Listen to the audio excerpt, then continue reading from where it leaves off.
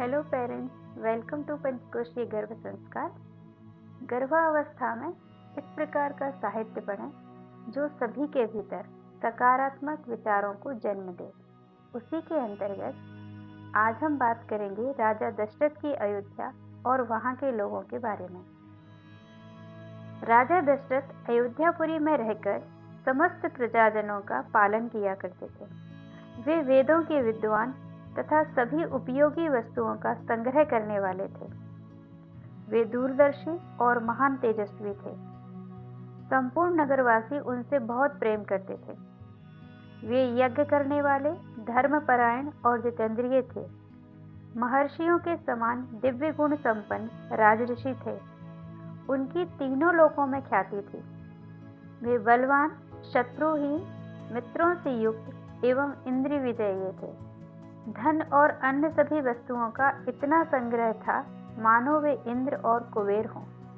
महातेजस्वी प्रजापति मनु जैसे संपूर्ण जगत की रक्षा करते थे, उसी प्रकार महाराज दशरथ भी रक्षा किया करते थे। धर्म, अर्थ और काम का संपादन करने वाले कार्यों का अनुष्ठान करते हुए राजा दशरथ श्रेष्ठ अयोध्यापुरी का उसी तरह पालन करते थे जैसे इंद्र अपनी अमरावती का पालन करते थे। अयोध्यापुरी में निवास करने वाले सभी लोग प्रसन्न, धर्मात्मा, सत्यवादी तथा अपने अपने धन से संतुष्ट रहने वाले थे। अयोध्यापुरी में कोई भी ऐसा मनुष्य नहीं था जिसके पास उत्कृष्ट वस्तुओं का संग्रह प्रचुर मात्रा में न हो, जिसके धर्म, अर्थ और काममय पुरुषार्थ सिद्ध न हो गए हों, जिसके पास गाय, बैल, घोड़े, धन धान आदि का अभाव हो। अयोध्यापुरी में कोई भी व्यक्ति मूर्ख, नास्तिक देखने को भी नहीं मिलता था। वहां सभी स्त्री पुरुष धर्मशील, संयमी, सदा प्रसन्न रहने वाले तथा शील और सदाचार की दृष्टि से महर्षियों की भांति निर्मल थे। वहां ऐसा कोई भी नहीं था जिसके पास कुंडल, मुकुट और पुष्पहार न हो। किसी के पास भी उपभोग सामग्री की कभी कोई कमी नहीं होती थी। ऐसा कोई नहीं था जो स्वच्छ ना हो, जिसके अंगों में चंदन का लेप ना लगा हुआ हो तथा जिसमें से सुगंध ना आ रही हो। अपवित्र अन्न भोजन करने वाला, दान ना देने वाला तथा मन को काबू में ना रखने वाला मनुष्य तो वहां कोई दिखाई ही नहीं देता था। वहां कोई भी ऐसा पुरुष देखने में नहीं आता था जिसने स्वर्ण के बाजूबंद और कंगन धारण ना किए हो।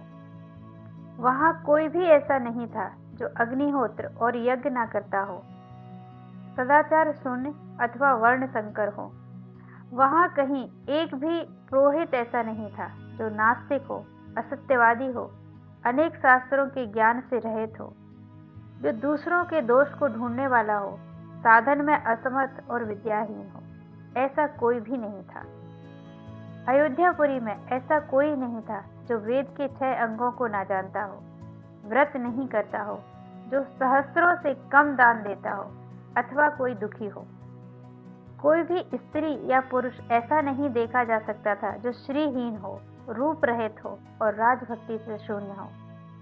उस श्रेष्ठ नगर में निवास करने वाले सब मनुष्य दीर्घायु तथा धर्म और सत्य का आश्रय लेने वाले थे।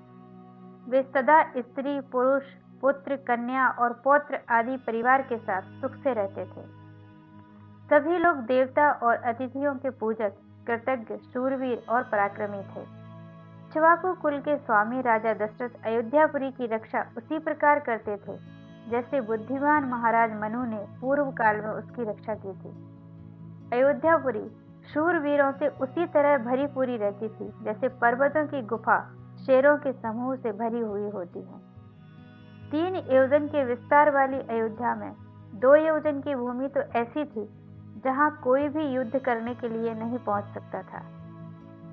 चंद्रमा जैसे नक्षत्र लोक का शासन करते हैं, उसी प्रकार महातेजस्वी महाराज दशरथ अयोध्यापुरी का शासन करते थे। उनका कोई शत्रु नहीं था, जिसका अयोध्या नाम सत्य एवं सार्थक था, जिसके दरवाजे और अर्गला सुदृढ़ थे, जो विचित्र ग्रहों से सदा सुशोभित होती थी। सहस्त्रों मनुष्यों से भरी हुई उस कल्याणमयी पुरी का जैसे इंद्र अपनी अमरावती का शासन करते थे, तेजस्वी राजा दशरथ भी न्यायपूर्वक उसी प्रकार शासन करते थे। इतनी अतुलनीय थी राजा दशरथ की अयोध्या और वहां के लोग। सही कहा जाता है, जैसा राजा वैसी प्रजा। यदि आप हमारे व्हाट्सएप ग्रुप से जुड़ना चाहते हैं तो उसकी लिंक डिस्क्रिप्शन बॉक्स में दे दी गई है। और आज का प्रसंग आपको अच्छा लगा हो तो हमें लाइक और कमेंट करके जरूर बताएं।